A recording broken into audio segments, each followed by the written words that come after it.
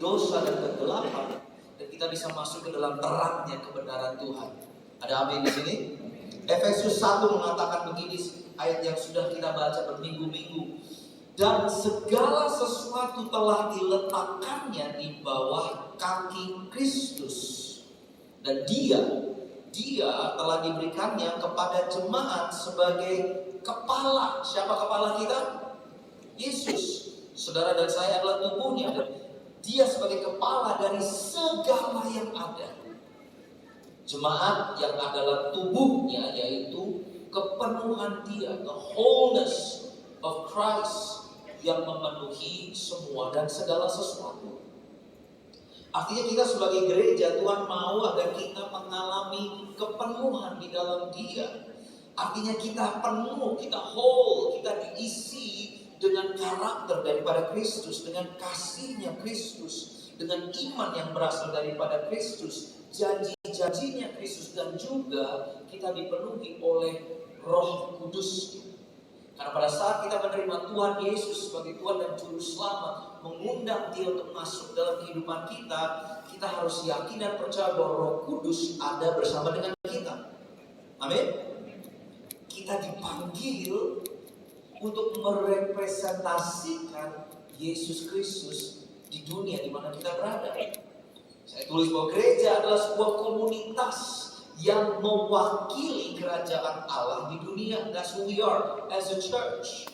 Saudara datang ke gereja bukan sekedar untuk memenuhi kewajiban setiap hari Minggu, tetapi agar kita, gereja, komunitas, saudara dan saya, menjadi perwakilan kerajaan Tuhan di dunia.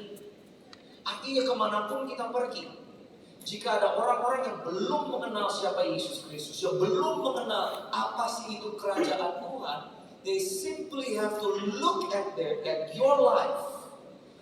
Orang-orang sekeliling kita hanya sekedar melihat kehidupan saudara dan saya, dan mereka bisa berkata begini, oh ternyata karakter Kristus itu seperti kamu.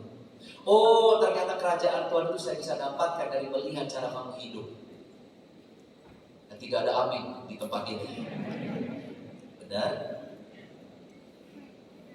Karena jujur di zaman sekarang kebanyakan, oh jangan lihat saya. Kalau mau lihat yang kebenaran firman Tuhan, oh jangan lihat saya, lihat pendeta saya aja. Lihat Pastor Jeffrey, keluarganya, lihatlah pernikahan dari kehidupan Pastor Yose saja. Jangan saya bersembunyi di balik salib Kristus. No. Saudara dan saya sebagai gereja, kita dipanggil untuk menjadi perwakilan kerajaan Tuhan di bumi. Artinya, semua orang bisa melihat Yesus melalui kehidupan saudara dan saya. Amin. Nah, sejak minggu lalu kita membahas salah satu dari 5 nilai di gereja kita JPCC. 5 nilai kita adalah spirit-led, kehidupan yang dipimpin oleh Roh Kudus, mature, kehidupan yang dewasa, excellent, honoring, dan relevant. Dan minggu lalu kita belajar dari Roma 8 ayat 14 bahwa semua orang, firman Tuhan katakan, semua orang yang dipimpin oleh Roh Allah adalah anak Allah. Saya tukar, semua orang yang adalah anak Allah. Saya ke sini anaknya Tuhan, angkat tangannya tinggi-tinggi. Jangan turunkan. Alright. Semua orang yang mengaku bahwa dirinya adalah anak Tuhan, hidupnya seharusnya dipimpin oleh Roh Allah. Langsung buru-buru, tangannya diturunin. But this is the truth. Kita tidak bisa berkata bahwa kita adalah anak Allah, tetapi kita hidup dengan kemauan kita sendiri. Kita belajar minggu lalu bahwa Tuhan mau agar hidup kita dipimpin, dituntun oleh Roh Kudus yang ada dalam kita. Itu sebabnya untuk kita itu penting banget. Kita mengenal pribadi Yesus. Kita mengenal pribadi Roh Kudus yang memimpin kita. Sehingga saudara dan saya bukan sekedar mendengar firman Tuhan di hari Minggu saja, tetapi yang paling penting adalah saudara dan saya taat kepada tuntunan dan pimpinan daripada Roh Kudus. We obey His leading, we trust in His leading in our lives. Amsal 3 minggu lalu saya khotbahkan. Amsal 3 mengatakan, ini ayat yang sering kita dengar, percayalah kepada Tuhan dengan sepenuh hatimu. Kalau di TikTok itu biasanya no trust your heart, salah. It's not trust in your heart, tetapi percayalah kepada Tuhan dengan hatimu. Dunia mencoba untuk menipu kita dengan trusting heart kita, trusting mind kita. Firman Tuhan berkata, jangan mengandalkan pemikiranmu sendiri. Ayat yang ke-6 dikatakan begini, mintalah kehendak apa? Kehendaknya.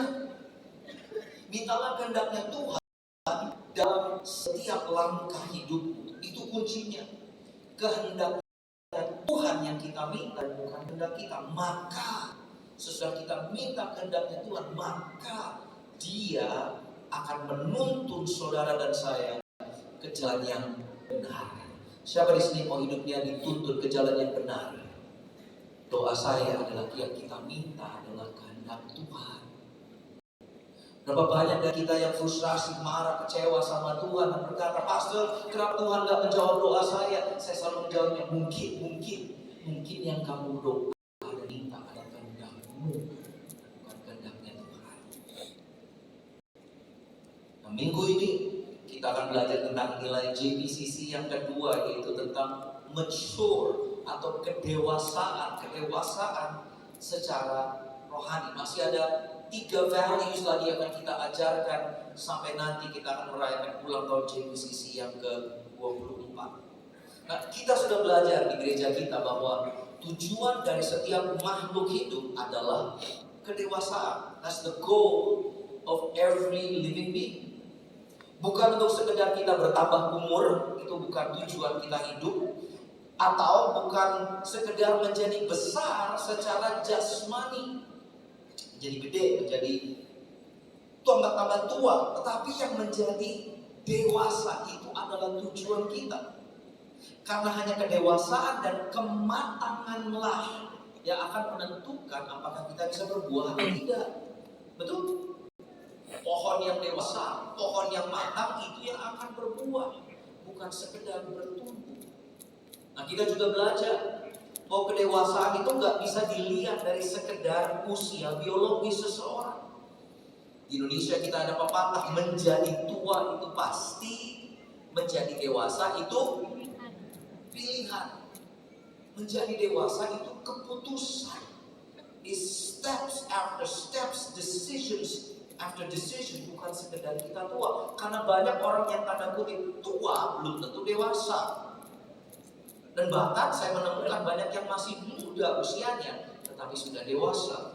Dan ini juga berlaku dalam usia pernikahan kita atau relationship kita. Orang yang menikahnya sudah lama belum tentu pernikahannya dewasa. Betul? Because maturity is a choice. Kedewasaan seseorang juga tidak bisa dilihat dari seberapa besar dia bisa mencapai sesuatu tanpa bantuan orang atau independence, bahwa dia mandiri. Orang yang mandiri belum tentu dia orang yang dewasa. Betul? Orang yang berkata, oh I'm a self-made man, I'm a self-made woman. Kedewasaan seseorang tidak bisa dilihat dari seberapa ia dianggap berpengaruh oleh masyarakat. Karena jujur, banyak influencer di dunia maya, di internet, belum tentu mereka berdampak di dunia nyata. Nah, kalau dalam konteks rohani, kedewasaan seseorang itu tidak bisa dilihat dari berapa besar pengetahuan Alkitabnya. Banyak tahu ayat firman Tuhan itu tidak sama dengan menuruti, melakukan, dan mentaati firman Tuhan. Betul? Kita sekedar tahu banyak ayat belum tentu kalau dewasa. So it's not about the knowledge. Konteks rohani juga kedewasaan seseorang tidak bisa dilihat dari sekedar perilaku agamawinya. Oh, karena dia ngomongnya bentar-bentar haleluya, shalom, belum tentu dia dewasa. Seberapa rajin dia beribadah atau hadir di acara-acara rohani atau KKR dan lain sebagainya. Seseorang juga tidak bisa dilihat dewasa dari sekedar seberapa sering ia mengalami manifestasi kehadiran Roh Kudus. Karena dipimpin oleh Roh Kudus adalah sebuah pilihan yang kelihatan dalam kehidupan seseorang, bukan cuma sekedar dia berbahasa roh dan lain sebagainya. Kedewasaan rohani seseorang juga tidak bisa dilihat dari berapa banyaknya dia pelayanan atau karunia rohani daripada seseorang. But the goal of following Jesus, Tujuan kita mengikuti Tuhan. Kalau kita bisa dibilang dewasa, tujuannya apa? Karena pada saat kita bisa dilihat bahwa kita semakin serupa dengan Kristus Yesus. Betul? Isn't that the goal? Bukankah itu tujuan daripada kita semua orang percaya? Tujuan kita kan bukan untuk datang ke gereja setiap hari Minggu, tetapi tujuan kita adalah supaya kita menjadi serupa dan segambar dengan Yesus Kristus. Jadi pertanyaan yang harus selalu kita tanyakan, introspeksi diri kita adalah, apakah saya sudah bertumbuh menjadi lebih dewasa dalam Kristus? Apakah kedewasaan rohani saya terbukti dan yang ini penting, dapat terlihat dalam kehidupan saya? Apakah saya secara konsisten, meskipun lambat mungkin buat beberapa dari kita, tetapi apakah saya secara konsisten menjadi lebih seperti Kristus dalam keseharian saya? That's the question. Pastor Jeffrey mengajarkan beberapa minggu yang lalu, dia berkata, kalau saudara masuk ke gereja, masuk dalam sebuah komunitas yang disebut eklesia, gereja ini, you can come as you are. Saudara boleh masuk dengan apa adanya, dengan semua kelemahan saudara, dengan semua dosa saudara, dengan semua keberadaan saudara. Tuhan Yesus akan mencintai saudara, tetapi here's the thing, you can come as you are, but you cannot stay as you are. Betul? Oh, kalau saudara mau masuk ke dalam hadirat Tuhan, saudara mau bertumbuh, berjemaat, kalau saudara mau masuk dalam komunitas yang dibawa dari gelap kepada yang terang, dan saudara berkata, oh tetapi aku mau hidup saya tetap gini-gini aja, there's something wrong with your walk with God. Sydney yang umur 17 tahun waktu pertama kali berjumpa dengan Tuhan Yesus, seharusnya sekarang di umur yang 50 menjadi Sydney yang sudah berubah, tidak bisa di-recognize lagi oleh orang-orang yang mengenal saya pada zaman dulu. Betul? Kenapa? Karena saya mau kehidupan saya diubahkan untuk menjadi lebih serupa dengan gambar Tuhan. Jadi apa sebenarnya menjadi dewasa secara rohani itu apa sih? What is this spiritual maturity? Nah, it's interesting, sangat menarik bahwa kata dewasa, kata mature dalam Alkitab adalah kata yang sama dengan kata sempurna, dengan kata perfect. Matius 5 ayat 48. Karena itu haruslah kamu sempurna, firman Tuhan katakan. Sama seperti Bapakmu yang di surga adalah sempurna. May you be perfect as God the Father is perfect. Namun kita mempunyai cara pemikiran tentang sempurna yang salah. Karena dalam Alkitab kata sempurna dalam bahasa aslinya adalah teleios, yang artinya adalah mature, sempurna. Jadilah engkau sempurna dalam Alkitab, itu artinya engkau complete, engkau whole, complete di dalam Kristus Yesus, complete di dalam karakternya Tuhan Yesus. Engkau menjadi penuh di dalam Dia. Kalau saya boleh paraphrase, karena itu haruslah kamu semakin dewasa, semakin dipenuhi oleh karakter Kristus Yesus, sama seperti Bapamu itu sempurna. Yang kiri kanan berkatakan, oleh sebab itu jadilah engkau semakin dewasa. That's the goal. Matius 5 ayat 48 dalam The Amplified Bible mengatakan begini dalam bahasa Inggris, you therefore will be perfect, yang artinya growing into spiritual maturity both in mind and in character, bertumbuh menuju kedewasaan rohani baik dalam pikiran dan juga dalam karakter saudara. Actively integrating godly values into your daily life as your heavenly Father is perfect, dengan aktif menyatukan nilai-nilai Kristus dalam hidup keseharian saudara dan saya. Karena ketika kita bertumbuh, perhatikan, kalau kita bertumbuh menjadi dewasa, when we grow into our maturity in Christ, perhatikan, orang-orang di sekeliling kita, keluarga kita, teman-teman di sekolah, di kampus, dan lain sebagainya, orang-orang di sekeliling kita akan semakin mudah melihat pribadi Kristus Yesus dalam kehidupan saudara. Betul? It's not just tugas daripada para hamba Tuhan atau para pemimpin gereja, Tetapi ini adalah tugas semua kita sebagai jemaat di gereja ini. Ini sebabnya salah satu nilai kita di JPCC adalah mature. Kita menjadi gereja dan jemaat yang mature. Apakah parameter kedewasaan tersebut? Apa sih? Bagaimana kita bisa menilai dan mengukur kedewasaan seseorang? Saya belajar bahwa orang yang sudah lahir baru, orang-orang yang sudah memiliki pengalaman bersama dengan Tuhan Yesus, kehidupannya akan terlihat, kedewasaannya akan terlihat dari perilaku mereka terhadap orang lain.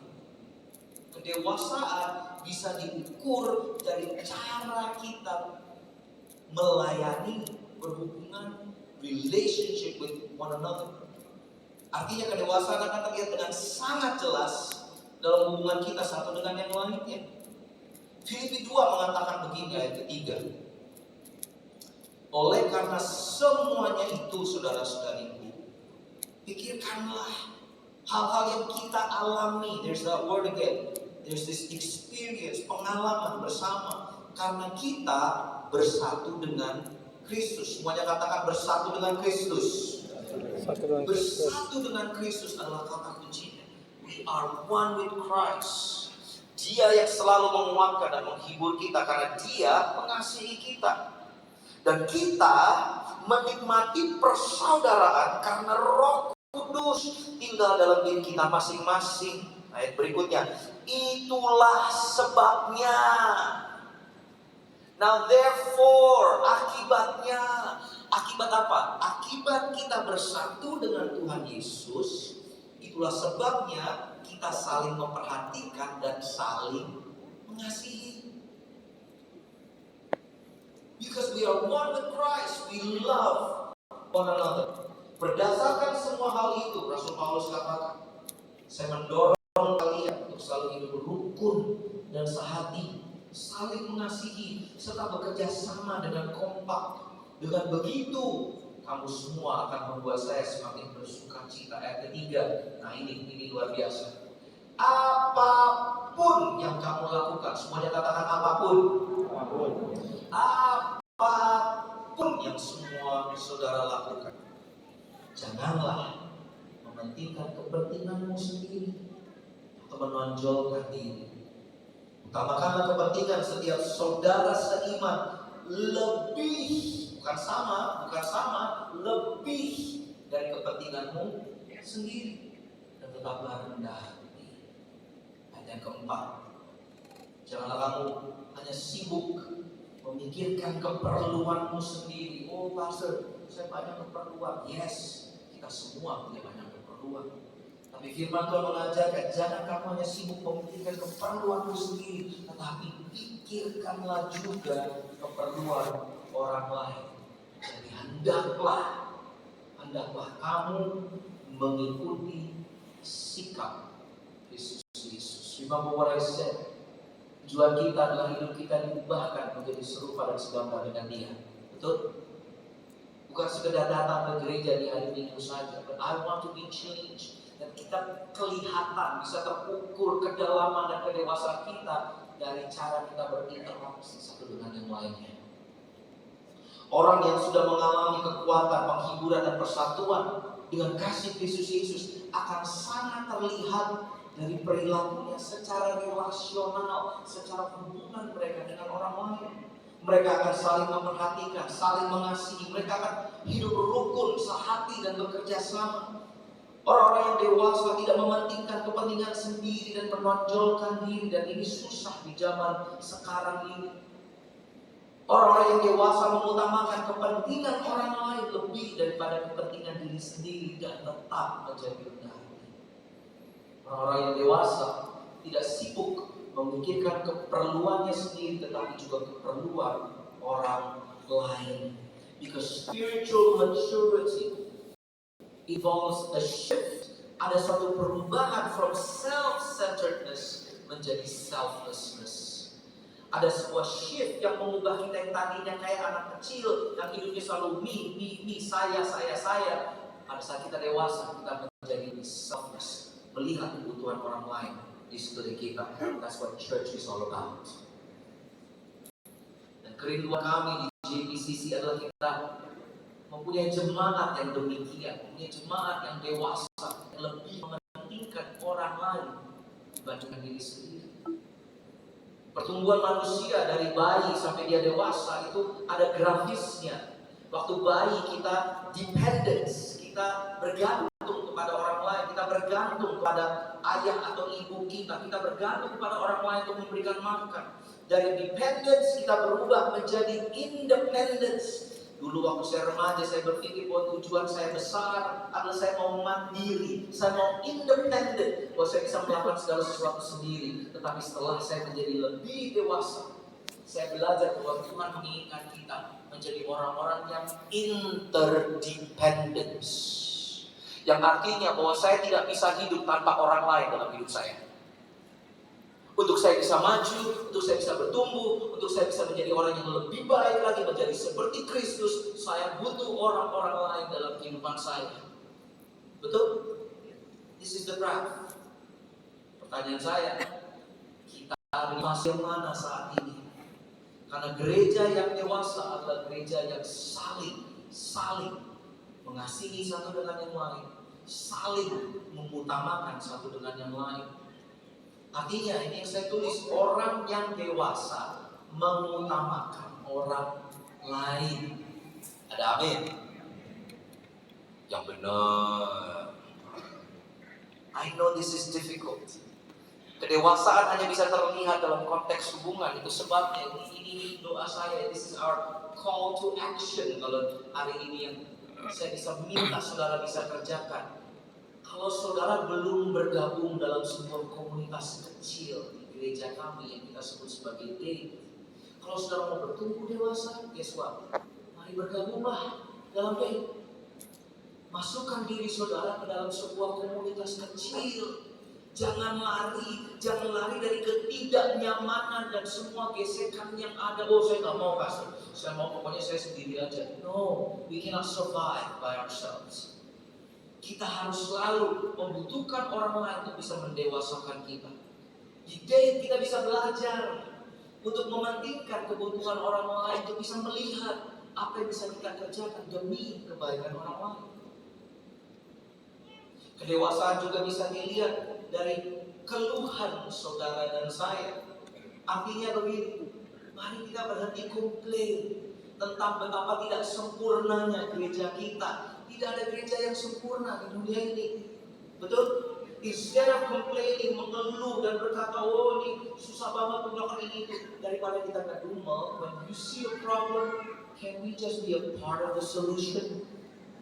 Bukankah itu tingkah laku daripada orang yang dewasa? Mulailah melayani, mulailah berkontribusi. If you see a problem, then be part of the solution. 1 Korintus 13 mengatakan begini. Ibaratnya waktu kita masih kecil, waktu kita masih bayi, waktu kita masih anak-anak, kita berbicara, kita berpikir, dan kita membuat keputusan seperti anak kecil. 3 hal ini.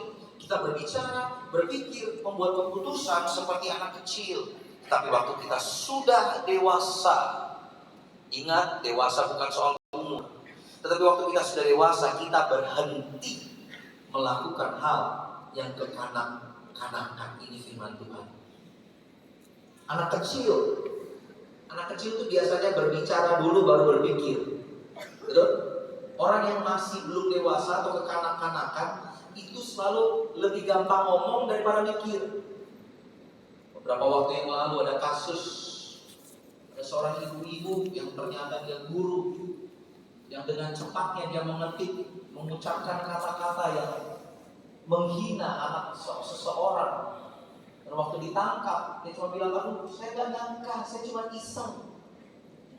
Isengnya membuat dia masuk ke dalam masalah. Orang yang dewasa mengerti bahwa setiap perkataan itu punya kuasa. Orang dewasa itu mikir dulu baru komen. Dan ini termasuk ke dalam sosial media kita.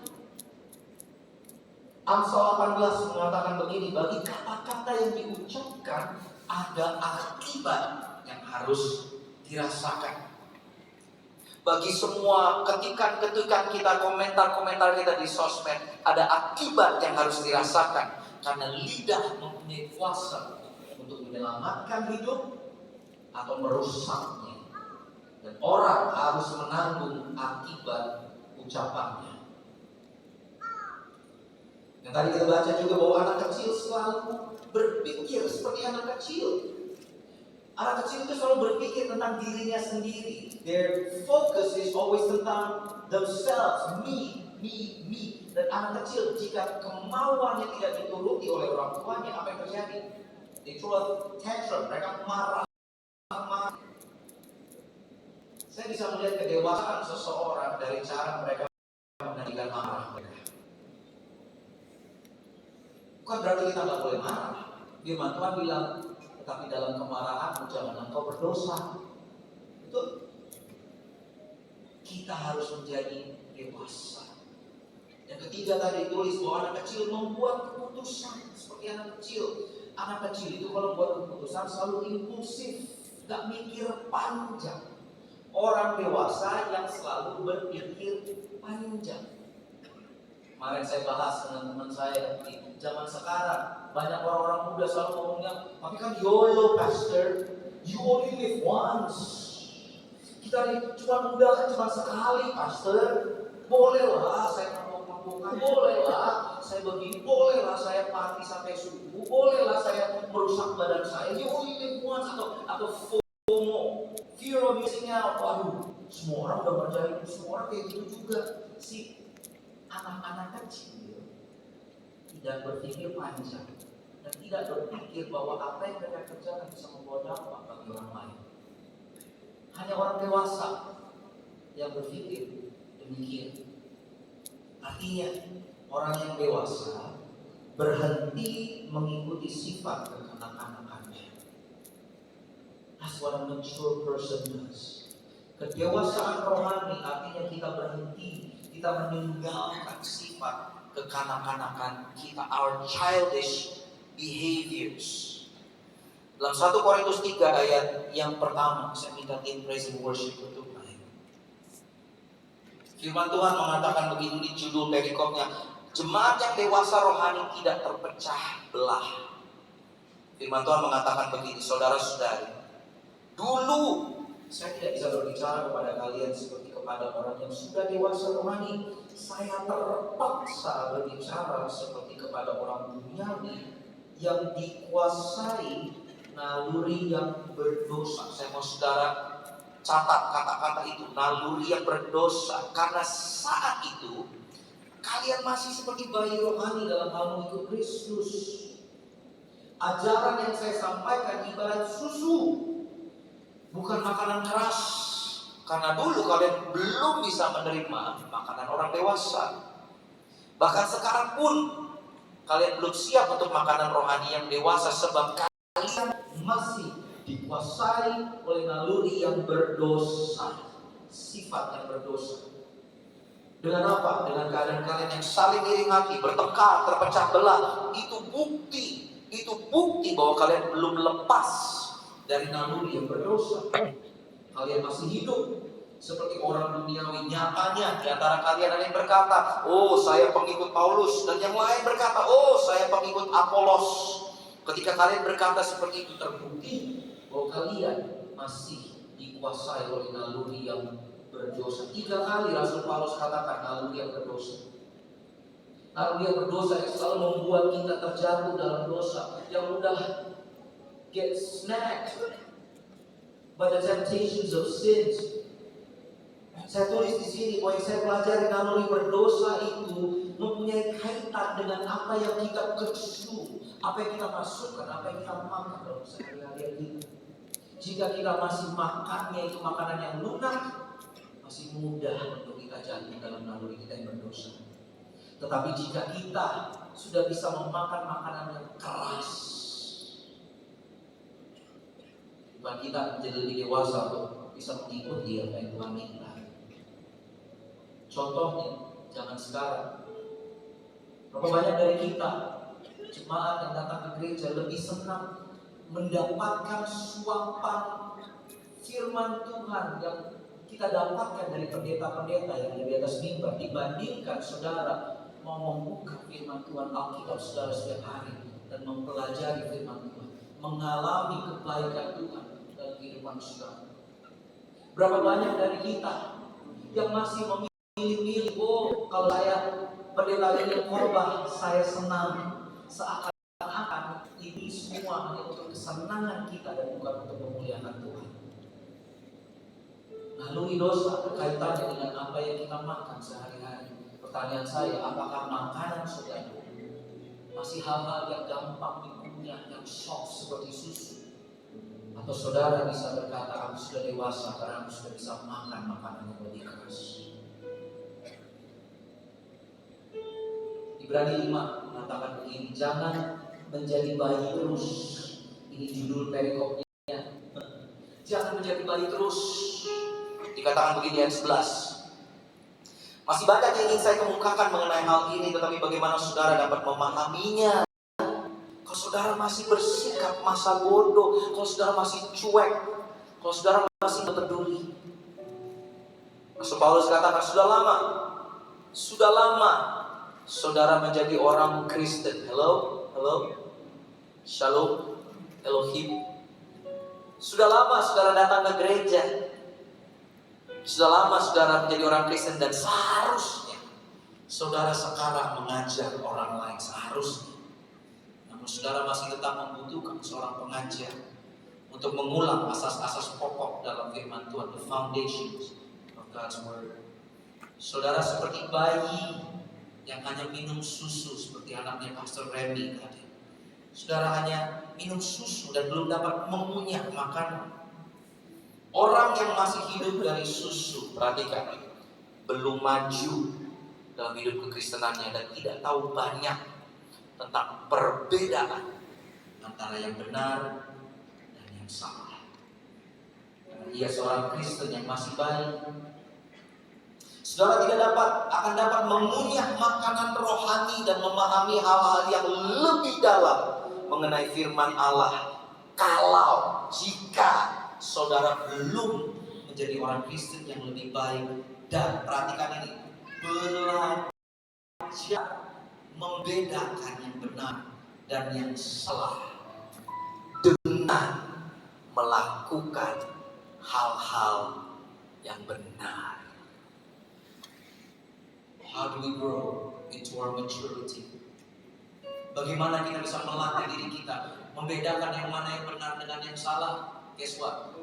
Gampang kok. Belajar untuk taat, melakukan hal-hal yang benar. Firman Tuhan. Terjemahan lain dalam Alkitab mengatakan ini, sebenarnya sudah waktunya bagimu, sudah waktunya, it's already your time, sudah waktunya bagimu untuk menjadi guru. Tetapi nyatanya kalian masih perlu belajar dari orang lain tentang asas-asas pertama ajaran Allah. Sudah waktunya, it's time. Sudah kesini, sudah ke JPCC, sudah 20 tahun, ada 15 tahun, ada 24 tahun. It's time, sudah menjadi guru. Minggu lalu saya membawakan analogi tentang navigasi ilahi, the divine navigation, di mana Roh Kudus yang memimpin kehidupan kita itu bagaikan GPS yang membawa kita untuk sampai ke tujuan kita. Betul? Saya ajarkan ini minggu lalu. Waktu saya membaca ini, Pastor Jeffrey ingatkan saya, berapa banyak dari kita yang memang sampai tujuan, tetapi sampai tujuannya terlambat bertahun-tahun dan hidupnya sudah babak belur karena mereka tidak mau taat dengan apa yang Tuhan katakan dalam kehidupan mereka. Berapa banyak dari kita yang sudah bergereja, yang sudah datang ke kebaktian demi kebaktian, kita sudah hafal semua lagu-lagu JPCC worship dan lain sebagainya, tetapi kehidupannya masih muter-muter di situ-situ aja. Hidupnya masih aja jatuh dalam dosa yang sama. Karena apa? Karena kita mengambil rute yang tidak seharusnya kita ambil. Roh Kudus sudah katakan belok kiri dan kita masih mau bandel untuk lurus. Dan kita marah sama Tuhan karena kita tidak sampai ke tujuan. Kata kuncinya adalah mintalah kehendak-Nya, maka Dia akan menuntun jalan ke tempat yang benar. Orang yang dewasa terlatih untuk membedakan dan melakukan benar dan yang salah. Maybe it's not popular. Mungkin yang harus kita lakukan itu tidak sama dengan apa yang teman-teman kita lakukan, but it's okay karena itu yang Tuhan mau kita kerjakan. Maybe nggak sekeren apa yang teman-teman kita lakukan, mungkin sudah jadi FOMO. But guess what? Dalam hidup saya ini yang saya temukan, kalau saya ngikut aja apa katanya Tuhan, everything's gonna be okay. Everything's gonna be okay. Enggak, bukan berarti hidup kita mulus, sudah, nggak sama sekali. Tetapi all I know, dengan Tuhan selalu memegang kendali dalam kehidupan kita. I call this making Christ-like decisions, membuat keputusan yang mencerminkan Kristus. Dan ini yang kita sebut kebijaksanaan, betul? Kedewasaan dan kebijaksanaan itu goes hand in hand, tidak bisa dipisahkan. Orang yang bijaksana adalah orang yang dewasa, orang yang dewasa adalah orang yang bijaksana. Dan kita harus melatih diri kita untuk membuat keputusan demi keputusan berdasarkan kehendak Tuhan dan bukan berdasarkan kemauan kita. Dan yang saya temukan juga dalam keputusan kita, dalam kita mengikuti Tuhan, saya memperhatikan orang-orang yang dewasa adalah orang-orang yang bisa berespon dengan benar pada saat mereka mengalami pergumulan. Beberapa kali saya bertemu dengan orang-orang yang saya tahu hidup mereka tidak susah. Ada yang istrinya sedang kanker stadium 4 dan mereka berkata, Tuhan tetap baik. We know that God is in control. Wow. Orang yang dewasa mempunyai respon yang berbeda dalam pergumulan kehidupan mereka. Orang dewasa itu nggak marah-marah kepada Tuhan saat mereka tidak mendapatkan kemauan mereka. Itu yang saya katakan minggu lalu. Milikilah keyakinan yang sangat luar biasa akan rencana Tuhan, sehingga kita nggak harus marah lagi pada saat keadaan hidup kita tidak seperti yang kita bayangkan. Because I know my God is in control. Saya tulis di sini, nobody is called to perfection, but every follower of Christ is called to progression. Tidak ada seorang pun dari kita yang dipanggil untuk sempurna, ada yang sempurna, hanya Tuhan Yesus yang sempurna. Tetapi kita dipanggil untuk berkembang, untuk maju. Bahwa Sydney yang 19 tahun lalu menikah dengan Eta menjadi seorang suami yang lebih baik lagi dalam 19 tahun yang lebih menyerupai Kristus. Saya bisa menjadi seorang ayah yang lebih baik lagi. Saya bisa menjadi seorang student, ayah, ibu, anak yang lebih baik lagi dari sebelumnya, lebih menyerupai Kristus Yesus. We are called to progression. Artinya dewasa dengan mengutamakan orang lain. Dewasa dengan berhenti mengikuti sifat kekanak-kanakan kita dan terus melatih diri untuk bisa membedakan dan melakukan yang mana yang benar dan yang mana yang salah, yang mana yang asli kebenaran firman Tuhan, yang mana yang palsu. Bisa membedakan yang mana kehendaknya Tuhan, yang mana kemauan, selfishness of my own flesh. Marilah kita menjadi jemaat yang dewasa. JPCC. Marilah kita menjadi jemaat yang bijaksana dalam setiap keputusan kehidupan kita. Saudara mau ini? Saya tutup dengan satu ayat dalam Amsal 9 ayat 10. Secara jelas ayat ini mengatakan begini. Untuk menjadi bijaksana. Siapa di sini mau bijaksana? Siapa di sini mau dewasa? Angkat tangan untuk ini. This is for us. Untuk menjadi bijaksana, pertama-tama orang harus mempunyai rasa hormat dan takut kepada Tuhan. Bukan sekedar cinta Tuhan. Banyak orang cinta Tuhan, belum tentu mereka hormat dan takut akan Tuhan. Halo. Kalau kita mau jadi bijaksana, kalau kita mau menjadi dewasa, kita harus mempunyai rasa hormat dan takut kepada Tuhan. Perhatikan ayat ini. Jika engkau mengenal yang Maha Suci. Jika engkau mengenal yang Maha Suci, engkau engkau akan mendapatkan pengertian. Itu Alkitab saudara.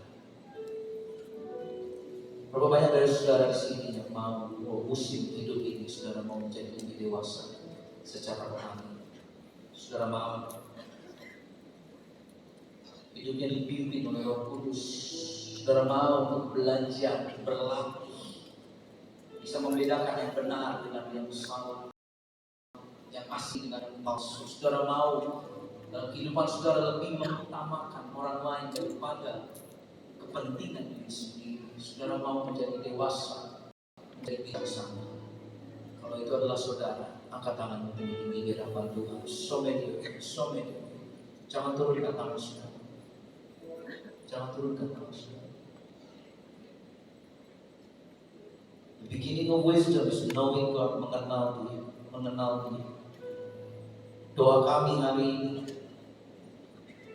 baik saudara yang ada dalam ruangan ini, baik saudara yang ada dalam online service live streaming kita hari ini, doa kami hari ini, agar saudara benar-benar bisa mengenal pribadi daripada Kristus Yesus dalam hidupmu. Karena pengenalan akan Dia dimulai dari pengenalan akan Sang Maha Suci, takut dan menghormati Dia. Saya yakin dan percaya hidup kita akan bijaksana dan dewasa. Dan ku ingin mengenalmu.